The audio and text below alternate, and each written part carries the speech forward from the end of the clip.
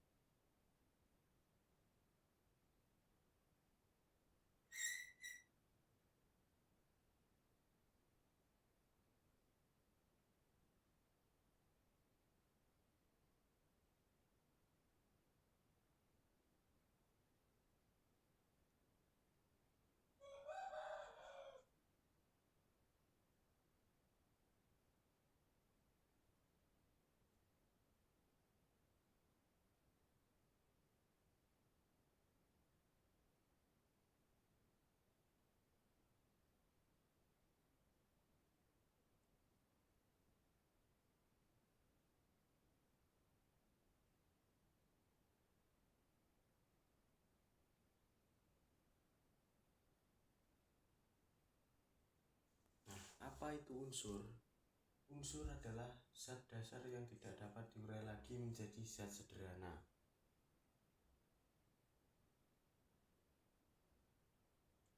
Nah, apa sifat-sifat unsur?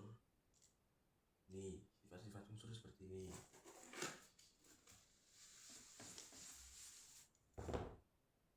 Sifat-sifat unsur itu mempunyai dua, yaitu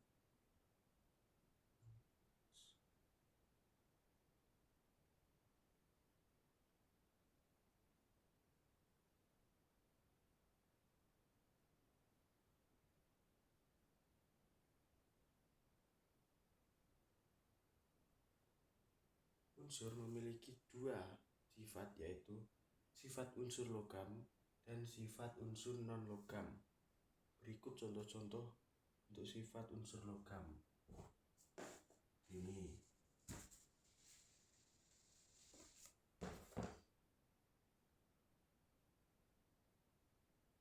pengertian unsur logam adalah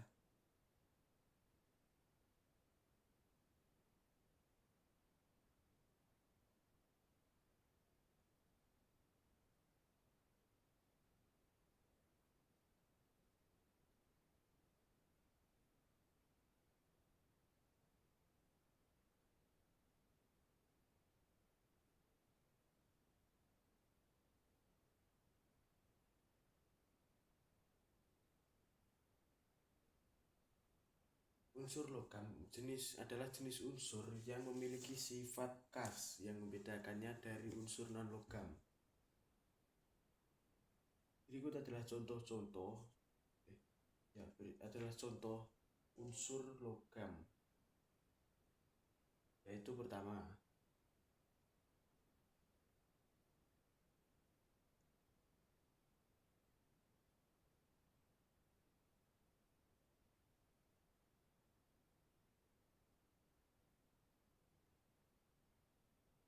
memiliki kepribadian tinggi. Lalu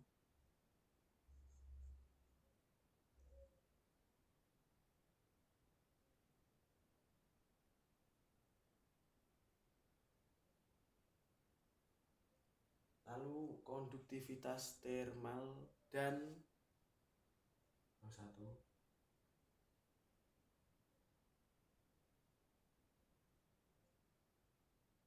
listrik tinggi. Lalu untuk unsur yang non-logam,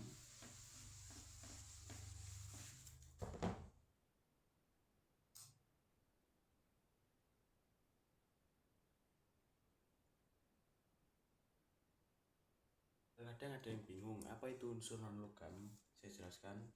Unsur non-logam adalah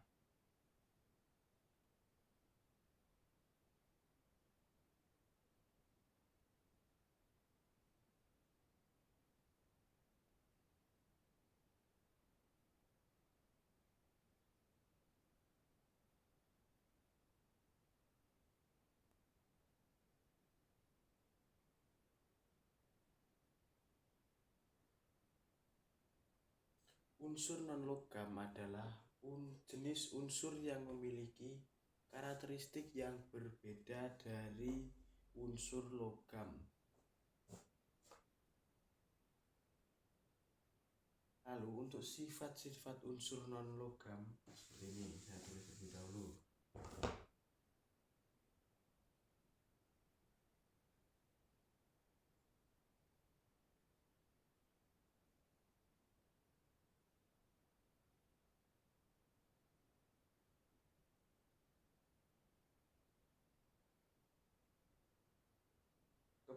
Kepadatannya rendah. Lalu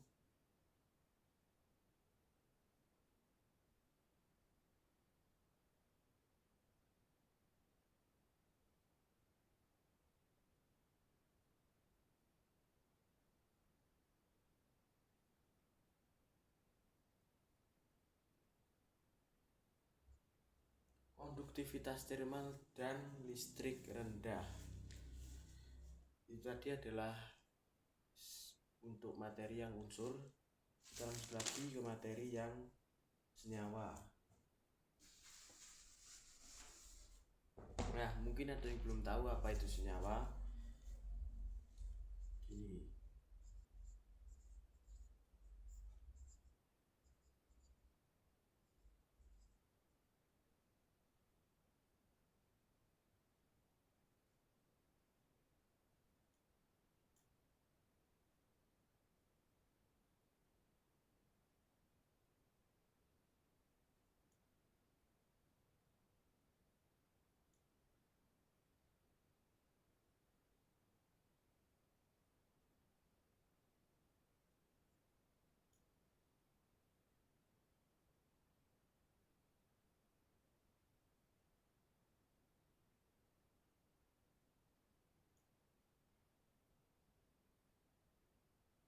Senyawa adalah gabungan dua atau lebih unsur kimia yang terikat secara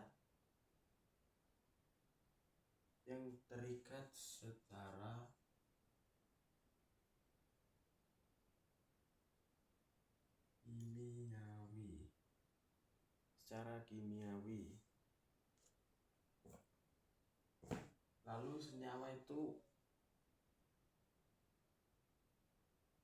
memiliki berbagai macam jenis seperti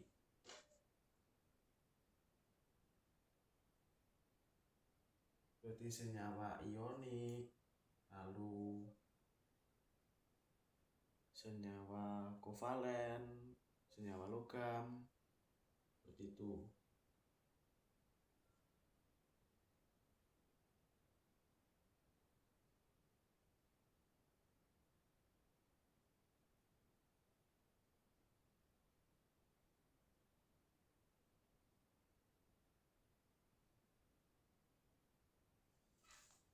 Senyawa valen, ya seperti itu ya. Nah, apa yang dimaksud tiga senyawa ini? Ini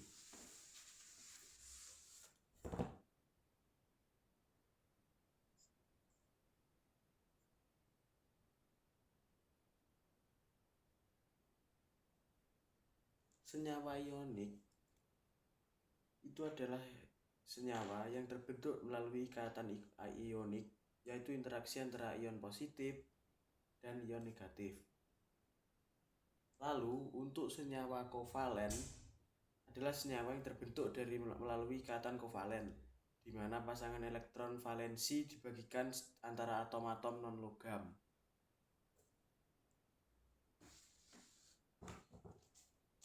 Lalu untuk senyawa logam terbentuk dari ikatan logam antara atom-atom dan logam.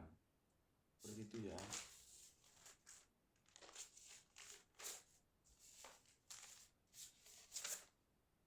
Mungkin itu tadi adalah materi untuk senyawa.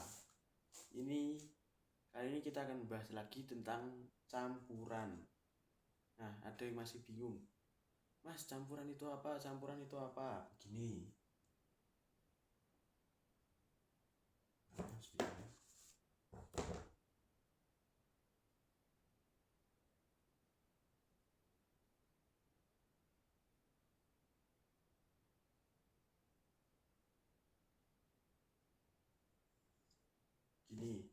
campuran adalah kombinasi dari dua atau lebih zat yang tidak terikat secara kimia.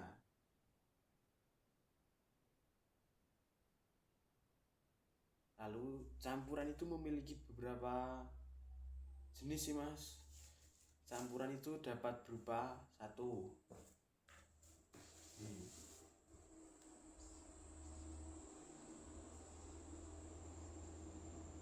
campuran homogen, dan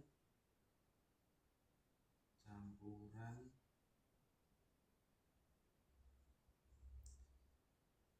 heterogen. Nah, apa yang dimaksud dengan campuran homogen? Campuran homogen adalah campuran yang memiliki sifat-sifat fisik yang seragam. Contohnya,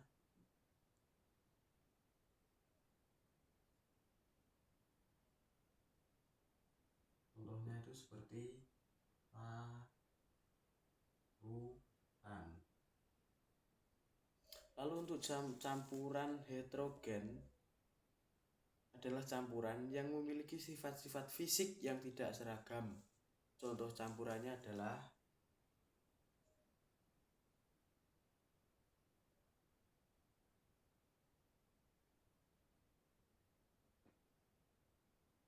minyak dan air.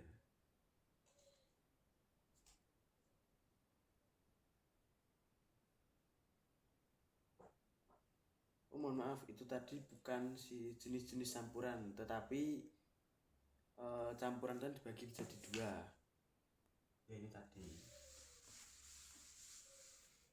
Lalu ini adalah jenis-jenis campuran, yaitu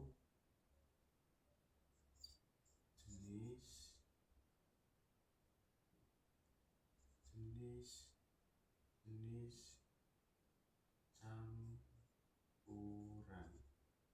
Campuran itu dibagi menjadi beberapa jenis. Yang pertama,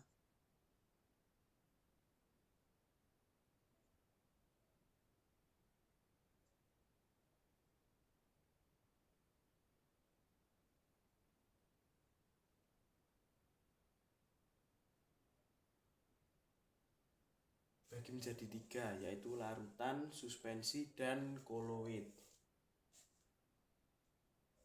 Mas, coba jelaskan ketiga campuran itu.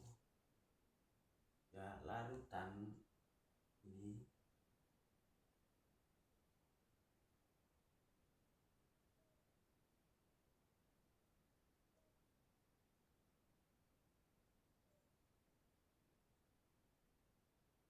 enggak letak tulis nanti enggak cukup. Jelaskan aja. Larutan adalah campuran homogen dari dua atau lebih zat yang terdiri dari partikel-partikel yang sangat kecil dan terdispersi secara merata di dalam pelarut. Contoh larutan antara lain ada gula dalam air, garam dalam air, dan alkohol dalam air.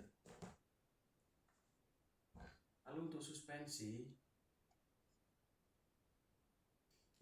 adalah campuran heterogen dari dua atau lebih zat di mana partikel-partikel zat yang terdispersi berukuran lebih besar dari partikel dalam larutan dan tidak terdispersi secara merata dalam medium yang digunakan.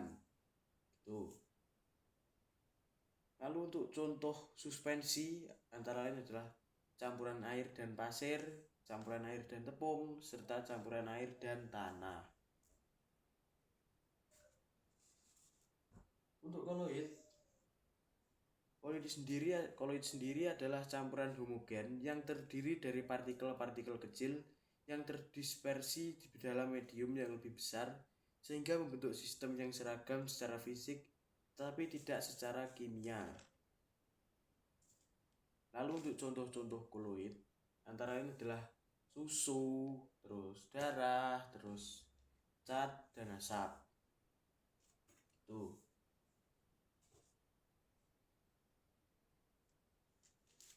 Lalu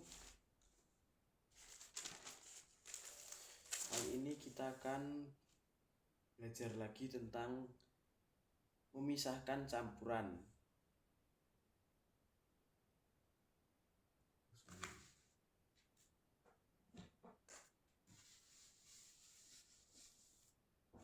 Nah, pemisahan campuran dilakukan untuk berbagai tujuan.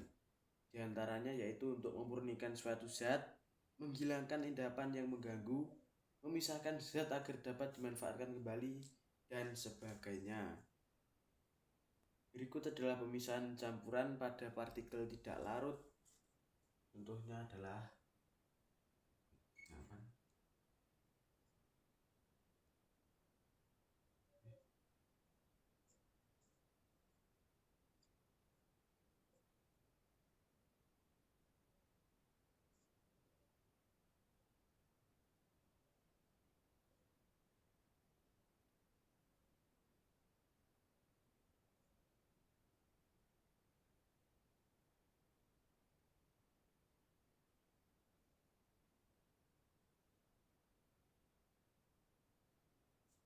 untuk nomor 1 metode pemisahan campuran nomor 1 dekatansi.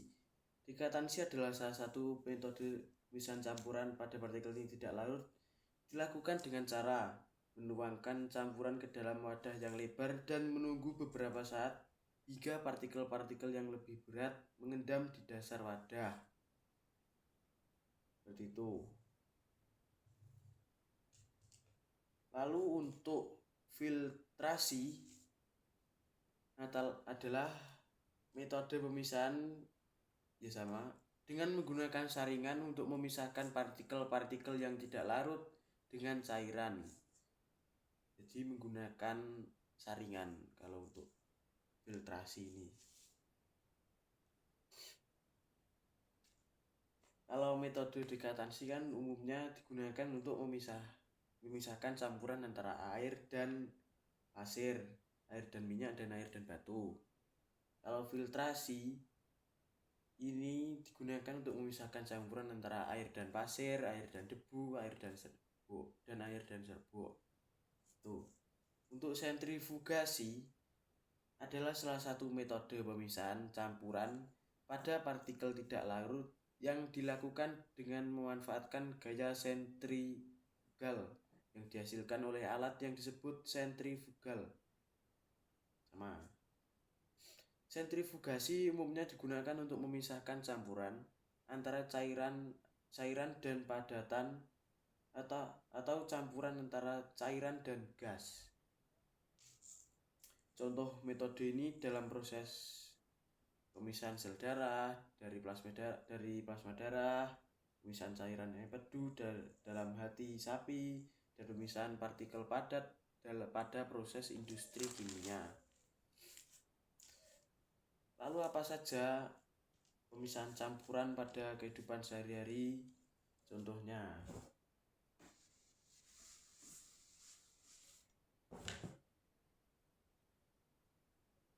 adalah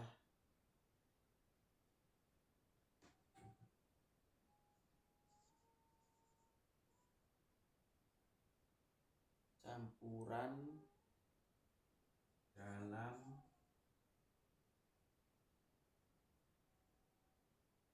makan dan minum. Satu. Yang kedua, campuran dalam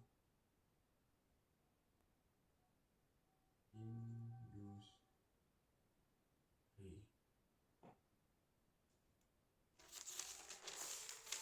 Oh sudah ya. Campuran dalam makan dan minum. Makan dan minum yang kita konsumsi sehari-hari seringkali merupakan campuran dari berbagai bahan yang dirancang untuk menciptakan rasa, aroma, dan tekstur yang diinginkan. Contoh campuran dalam makanan dan minum adalah di bawahnya saja.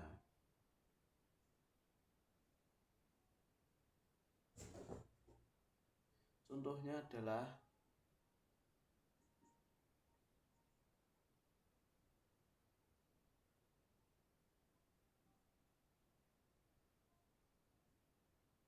contohnya adalah adonan kue, terus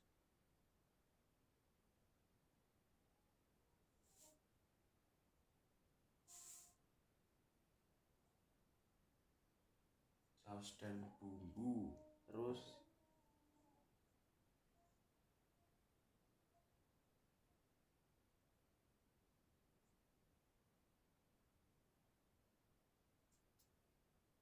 contohnya ada adonan kue, saus dan bumbu, lalu minuman soda.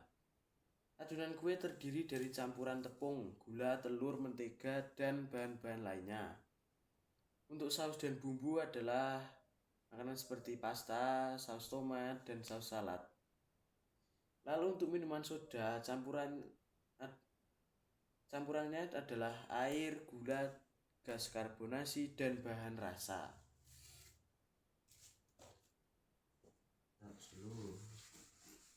Lalu untuk campuran dalam industri, ini contoh-contohnya ya.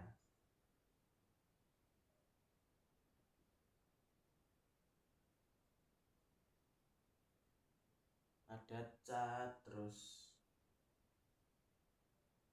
ada cat dan beton. Cat adalah campuran pigmen, pengikat, pelarut, dan tambahan-tambahan lainnya. Campuran ini memberikan warna, kekuatan, dan daya tahan pada cat. Untuk beton, beton adalah campuran dari semen, pasir, kerikil, dan air.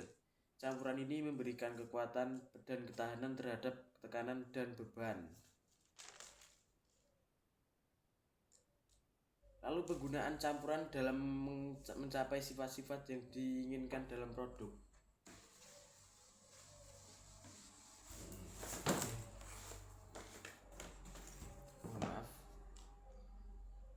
Pada berbagai industri, campuran digunakan untuk mencapai sifat-sifat tertentu dalam produk akhir.